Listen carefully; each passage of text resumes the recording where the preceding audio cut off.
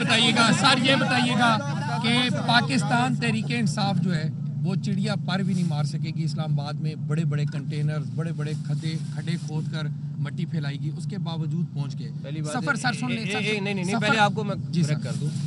ہم نے کوئی کھدائی نہیں کی اس دفعہ. کوئی ایک کھڈا دکھا دیں جہاں پہ اسلام آباد میں ہوا ہو کہ روکنے کے لیے کھڈا. تو پہلی بات تو یہ ٹھیک ہے سر، جو مٹی پڑی ہوئی ہے سر بلو ایریا کے پاس ساری کنٹینرز کی بیک سائڈ پہ. دوسرا سر، یہ سفر کر رہے ہیں اسلام آباد کے سیکٹر G6 کے لوگ، پولی کلینک میں جو لوگ ایڈمٹ ہیں وہ سفر کر رہے ہیں، F6 کے لوگ سفر کر رہے ہیں. کب تک یہ میلہ لگا رہے گا اس حوالے سے بتا دیں، شہری یہ جاننا چاہتے ہیں. پہلی بات یہ کہ میں آئی تھنک پچھلے ایک ہفتے سے منسٹر صاحب پچھلے ایک ہفتے سے ہم خود کہہ رہے ہیں ہم نہیں اسلام آباد کے شہریوں کو تنگ کرنا چاہتے. اتنے ساری چیز کے باوجود آج بھی موبائل سروس چل رہی ہے.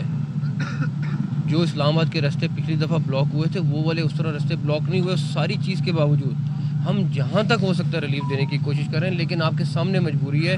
ان کے ہاتھ میں ویپنز ہیں، ان کے ہاتھ میں غلیلے ہیں، ان کے ہاتھ میں ہر طرح کی چیز ہے.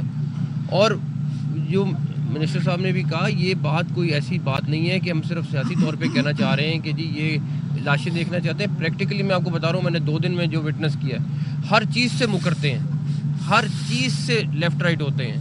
ان کی جو انٹینشن ہے میں آپ کو بتا نہیں سکتا، بٹ وقت آنے پہ آپ نے خود دیکھ لی. آج آئے تھوڑی دیر کے لیے، آپ نے دیکھا کس طریقے سے آئے، کیا کیا سارا کچھ. تو یہ بات نہیں ہے کہ ہم اسلام آباد کے شہریوں کے لیے احساس نہیں ہے، ہمیں احساس ہے.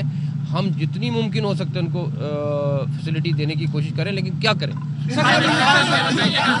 ایک میں ایڈ کر دوں جو بندے گرفتار کیے گئے ہیں اس پہ انٹیریئر منسٹر صاحب کے حکم پہ پرچے درج ہو گئے ہیں. اور دیکھیں یہ اب بیل نہیں ہوگی. جو بندے ہم نے آپ گرفتار کیے ہیں ادھر ڈی چوک سے گرفتار کیے ہیں، اور جو مزید بھی آئے گا، ہم نے وعدہ کیا تھا گرفتاریوں کو، گرفتار ہوئے ہیں، مگر افغان شہری کے اوپر ہم ایڈیشنل جو ہے وہ باقاعدہ دفعات لگا رہے ہیں تاکہ آئندہ کوئی غیر ملکی جو ہے وہ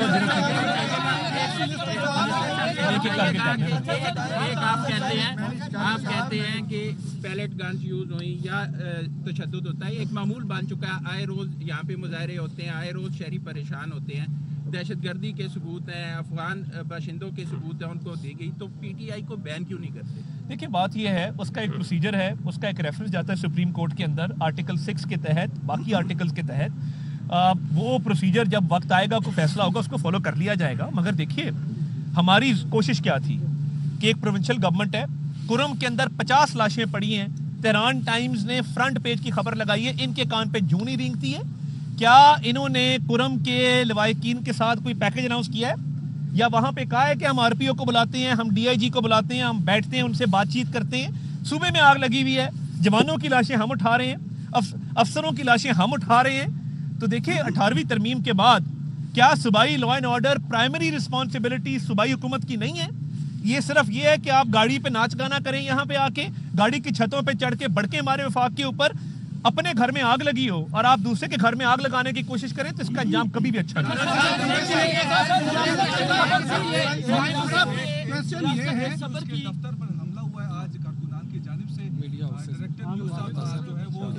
ایک نیوز پہ ہوا ہے، سما پہ ہوا ہے، اور ایک اور میڈیا ہاؤس پہ. ریاست پر آپ حملے کی بات کر رہے ہیں، صبر کی بات کر رہے ہیں. سر صبر کب پیمانہ لبریز ہوگا؟ جب پارلیمنٹ میں گھس جائیں گے، ڈی چوک تک آ چکے. ہم نے کل عدم تنظیموں کو بھی اس طرح سے نہیں دیکھا کہ وہ دفاتر میں گھس کے لوگوں کے تشدد کریں. میں اور یہ آدھا گھنٹہ واش روم میں رہے ہیں جی، وہاں پر خود کو بچائے محصور رہے ہیں. ایک نیوز پر حملہ ہوا، سما نیوز پر حملہ ہوا، 365 پہ ہوا، جیو پہ ہوا. سر جو معاملہ ہے وہ صبر کب آپ کا لبریز ہوگا؟ دیکھیے یہ جو لوگ اس میں ملوث ہیں ان کی C C T V footage obtain کی جائے گی. آپ بھی ہماری اس میں مدد کریں گے، ان کو کیفر کردار تک پہنچایا جائے گا. بچے گا کوئی نہیں. آج میں نے دیکھا نا، رو رہے تھے ادھر جو بندے گرفتار ہوئے ہیں، رو رہے تھے. اب رونے کا کیا فائدہ کہ جب آپ نے تمام حدیں پار کی، اس کے بعد آپ کی گرفتاری عمل میں آئی، اب آپ رو رہے ہیں. تو یہ میں اس پہ ان کی خباثت کی انتہا یہ ہے کہ وہ رینجرز کے جوان شہید ہوئے اور انہوں نے سوشل میڈیا پہ چلایا کہ وہ رینجرز کے جوان تو اپنی گاڑی میں خود کچلے گئے. اس کے بعد سارے چینلز نے منسٹر صاحب نے سارا کو بریف کیا، وہ سی سی ٹی وی دکھائی. آپ ان کی خباثت کی انتہا دیکھ سکتے ہیں کہ یہ کدھر جا سکتے ہیں اور وہ کچھ بھی کر سکتے ہیں.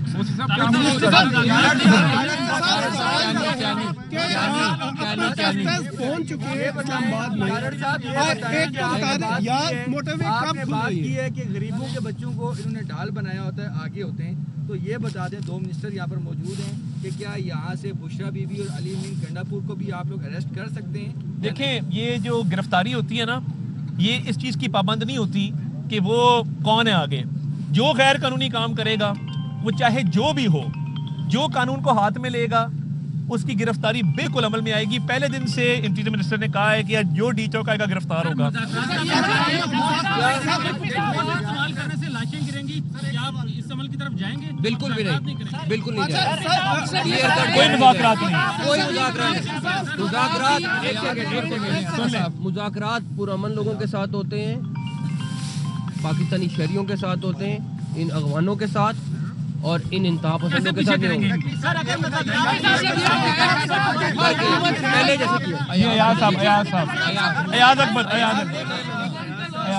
صاحب یہ بتائیں کہ الیکٹڈ ایک چیف منسٹر جو ہے ہر مہینے یہاں پر چڑھائی کی کوشش کرتا ہے, اور ایک وفاق کے اوپر ایسے موقع پر آپ بار بار کہہ رہے ہیں کہ یہاں پر کوئی نہ کوئی ڈگنیٹی یہاں پر موجود ہوتے ہیں, تو کیا گورنر راج کی طرف کس چیز کا انتظار کر رہے ہیں آپ لوگ؟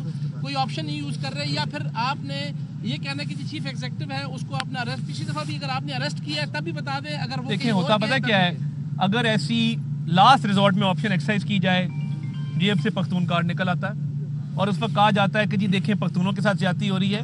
ہم پختون عوام ہمارے بھائی ہیں, ان کے مینڈیٹ کا احترام کرتے ہیں, مگر ہمیں اس طرف نہ دھکیلا جائے کہ کچھ سخت سے سخت ایکشن کریں. تو میں سمجھتا ہوں کہ یہ ہوش کے ناخن لینے چاہیے. علی امین ابھی بھی مجھے لگتا ہے کہ وہ بشرا بی بی کے جھانسے میں نہیں آ رہا. وہ کہہ رہی ہے آگے لگو, میں پیچھے سے آتی ہوں تم آگے لگو, تو اس کو بھی پتا ہے آگے لگنے کا کیا مطلب ہوتا ہے. اب آپس میں آنکھ مچولی چل رہی ہے. صاحب یہ بتائیں کہ پروٹیسٹرز یہاں پہ آ چکے ہیں, موٹر ویز کب کھل رہی ہے؟